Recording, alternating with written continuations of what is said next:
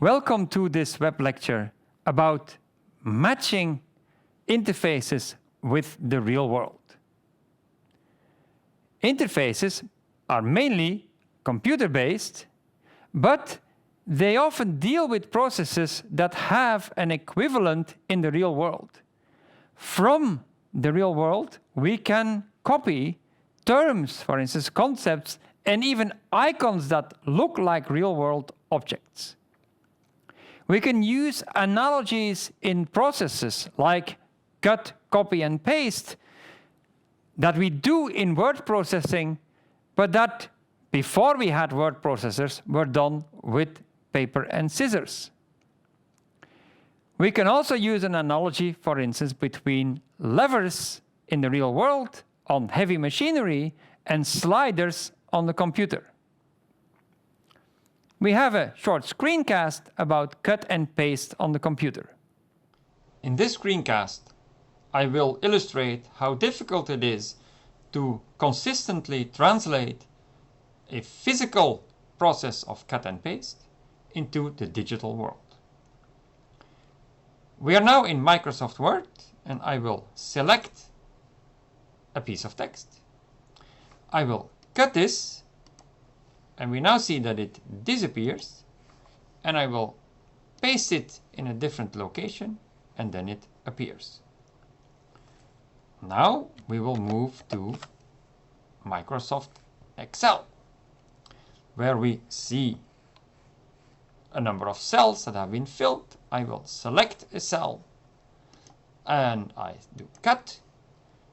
What we see is that the text here does not disappear. There is something that indicates that I cut it.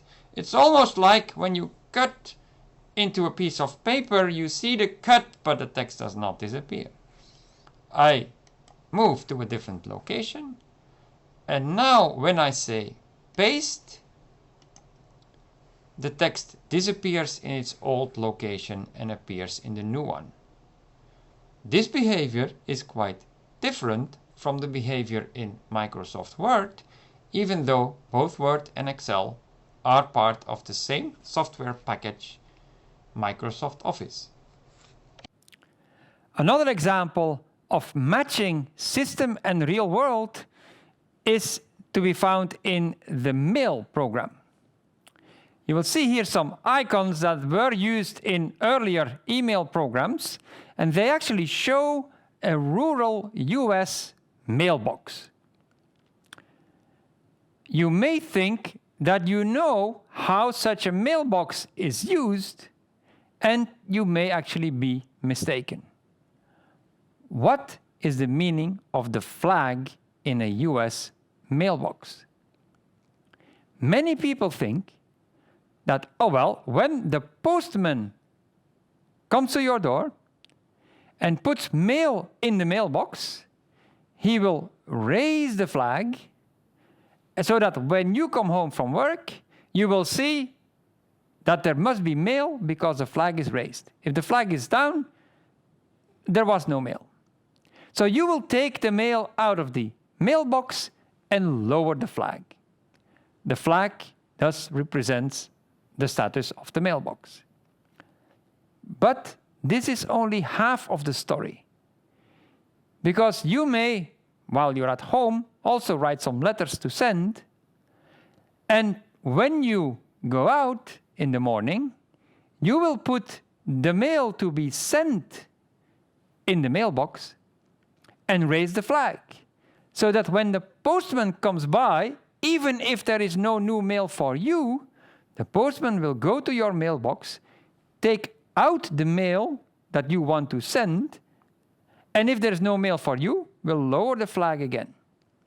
So the flag really means there is mail in this box or not.